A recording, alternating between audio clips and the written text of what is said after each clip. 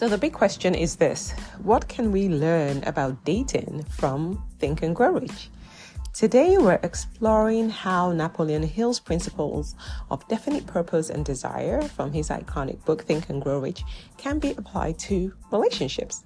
My name is Joan, Nwosu, and welcome to the Second Chances podcast, a love journey in black and white. You might be wondering, why Think and Grow Rich?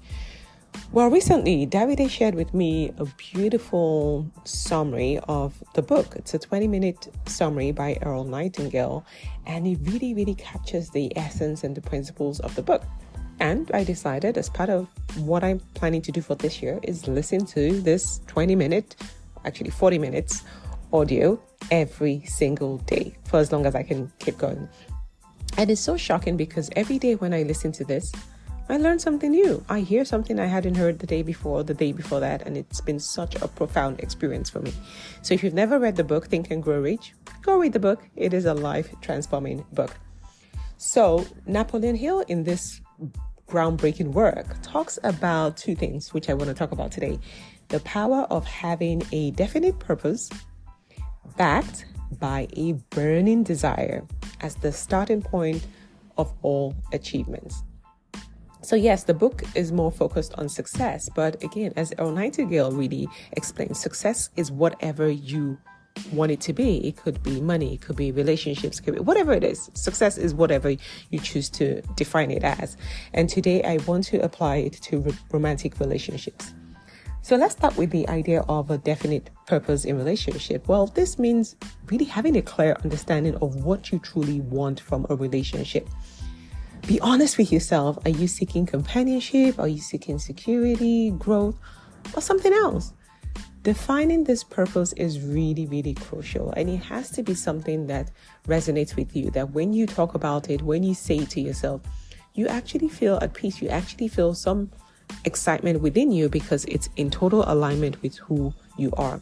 So having a very clear, definite purpose is really key, especially as we go into the new year. The second thing I want to talk about is burning desire. I remember the first time I heard this phrase, burning desire, from Think and Grow Rich actually, and he said, burn the bridges, burn the boats. So it's like a ship going to war, and you get to the war front and then you burn the boats, which means that there's no chance of you going back. Is I either succeed or I'm willing to die. And that's really what this burning desire is. So it's not just, some wish. Okay, if I get it, I get it. If I don't get it, it's okay too. I'm happy single. I'm okay. Maybe it's not for me. And all of these things that we tell ourselves. No, a burning desire is a deeply seated aspiration that motivates and drives you. So that way you never, ever give up. So in relationships, this means really connecting to the idea of love, really believing that love is real, love is possible. Romantic relationships are great. It is something that you really want, and you can get a lot of joy and fulfillment from this type of connection. So really honing in on that desire and really making it very crystal clear in your mind, where there's no other option. There's no option of, it doesn't mean you're not going to be happy single or happy in the present moment. That's fine. But you have to have this burning desire inside of you with this excitement and anticipation, knowing that you deserve it and you can have this too. There cannot be you planning for the what if, the plan B, C, D, and E. No, it's, I'm going to get this relationship. I'm going to get married. I'm going to find the love of my life. I'm going to find my soulmate. I'm going to have a companion. Whatever it is, you define it. Remember, definite purpose. So these two principles, like I said, honestly, they're so powerful, so simple. They sound so simple, but they are really powerful. So how do you get started? Well, like I said, the first step is really around defining your definite purpose, and it requires a lot of self-reflection, right? And like I always say, focus more on what are your core values. What are your core values? What exactly do you value in a relationship? What is important to you? What matters to you? What are your non-negotiables? What kind of partner do you want? How do you want this person to make you feel? Really getting crystal clear on that is so key. And then once you're clear on that, how do you now act on your burning desire? Because again, it's not about just dreaming and drawing a vision board. You have to take action. You have to take steps. Yes, there will be nudges that will come to you, but when those nudges come, you need to take action.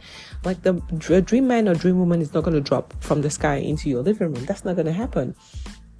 So now, with the power of this burning desire, you can become more intentional in your dating strategy. So now you're more focused. You know exactly what it is that you want. You have that burning desire. Look, those boats, they're burned. There's no other option. You are going to find your dream man, your dream woman, your soulmate. When you do this, you are more likely to attract the right people into your life. It's not just about thinking about it once in a while. It's about having this burning desire. When the vibration is high, the manifestations happen really, really quickly. So make sure that you have this genuine desire. Like I said, it has to be true to what you want. Don't be too quick to rush into anything. Still take your time. It's no rush, right? Do not feel like, because someone just showed up tomorrow, it's a sign that you're meant to be together happily ever after. No. You still need to follow the right process. Make sure you're dating. Make sure you're assessing who they are and all of that. But when your vibration is high, you might notice that you're starting to attract a lot more people into your life. So make room for that and make sure that you're carrying out the right kind of assessments when you're dating, so that you can really distinguish which one is just here for fun or which one is truly in line with what you truly desire, that long-term lasting relationships, whatever you define it by.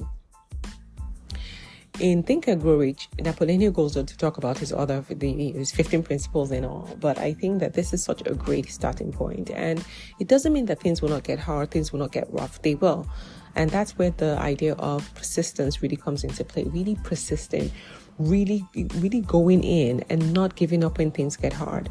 He also talks about expertise, learning how to date, learning how to talk to the opposite sex, learning how to have conversations, how to nurture relationships so that you can move things quickly along. He also talks about the power of a mastermind. So you coming together with somebody else, it could be a coach, it could be a friend, but somebody who is where you are or ahead of you, so that together you can come up with newer ideas and really just support your journey as you walk towards finding your soulmate.